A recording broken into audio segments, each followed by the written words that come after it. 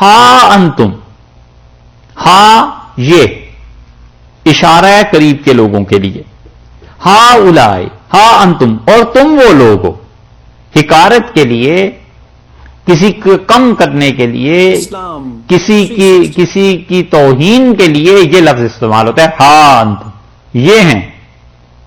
جیسے اردو میں بھی بولتے ہیں کہ آئے بڑے نواب، ایسے بولتے ہیں نا، ہا انتم یہ ہو تم، ہا اولائے وہ لوگ، ہا جج تم جھگڑتے ہو، فیما لکم بہی علم جس کے بارے میں تمہیں علم ہے اس کے بارے میں جھگڑا مچایا ہوا ہے. کس کے بارے میں؟ تورات اور انجیل. یہ آیت ہے مشکل.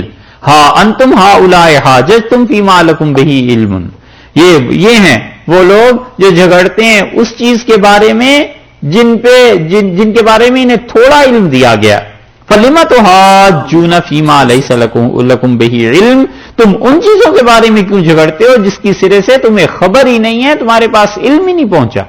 ایک تو جھگڑا ان چیزوں کے بارے میں ہے جو تمہارے پاس ہیں، تورات اور انجیل، اسی کو تو تم سمجھ نہیں سکے، اور بنتے ہو تم ابراہیم علیہ السلام کے بارے میں جج اور منصف. فَلِمَ تُحَاجُّونَ کیوں تم جھگڑتے ہو فیما اس چیز میں لَيْسَ لَكُمْ بِهِ علم جس کے بارے میں تمہیں علم ہی نہیں ہے، حضرت ابراہیم علیہ السلام کے اصل دین کے بارے میں. وَاللَّهُ يَعْلَمُ اللہ ان چیزوں کو جانتا ہے، وَأَنْتُمْ لَا تَعْلَمُونَ تمہیں علم نہیں ہے.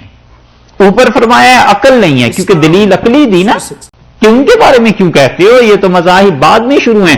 یہاں علم کے بارے میں کہا کہ تمہیں تو علم ہی نہیں ہے بھائی، یہ جو تھوڑا سا علم ہے یہی نہیں سنوارا تورات اور انجیل کا، وہ بھی ناقص علم. تو تمہیں حقیقی علم پتا چل جائے تو تم اس کے بارے میں پھر کیا کرو گے؟ اس لیے پتا چلتا ہے کہ علم کے ساتھ ظرف بھی ہونا چاہیے، علم کے ساتھ ظرف بھی ہونا چاہیے. اسی لیے یہ جو بڑے لوگ تھے نا، اتنا علم اللہ نے دیا تھا کہ ملکوں کے ملک ان سے سیراب ہو سکتے تھے، اور وہ کہیں چلے جاتے تھے کوئی پہچان نہیں سکتا تھا یہ اتنا بڑا آدمی. ہم نے حضرت کو دیکھا وہاں ابو الحسن ندوی رحمۃ اللہ علیہ کو لکھنؤ میں اور ان چیزوں میں کئی جگہ دیکھا، کوئی کہہ نہیں سکتا تھا کہ اتنی بڑی شخصیت. آکسفورڈ میں اکیلے تشریف لے جا رہے ہیں، کوئی آدمی نہیں جان سکتا تھا کہ یہ اتنی بڑی شخصیت ہے جس کے جوتے بادشاہ سیدھے کرتے. کچھ نہیں، وہی لکھنؤ کا چوڑے جو پانچے ہوتے ہیں اس کا پاجامہ اور ایک کرتا، اور بس وہی ٹوپی سر پہ. بس کسی کو پتا نہیں تھا کہ اتنے بڑے بڑے لوگ ہیں. علم کے ساتھ ظرف تھا نا، کوئی اظہار نہیں، کوئی ایسی چیز نہیں، کوئی چھلکاؤ نہیں کہ ہم نے اتنا کچھ بھی نہیں، مٹے ہوئے لوگ. نتیجہ یہ نکلا کہ اللہ نے ان لوگوں سے کام لیا. اللہ کی عادت ہے کہ اللہ چھوٹے چھوٹے لوگوں سے ہی کام لیتا ہے اور کام انہیں بڑا بناتا ہے. سمجھے؟ آدمی کام کرتا ہے پھر بڑا بنتا ہے، اور جو پہلے دن طے کرتا ہے نا کہ پہلے میں بڑا بن جاؤں اور پھر کام کروں گا، تو کبھی کبھی خدا بڑا تو بنا دیتا ہے لوگوں کی نظروں میں، مگر کام وام نہیں لیتا.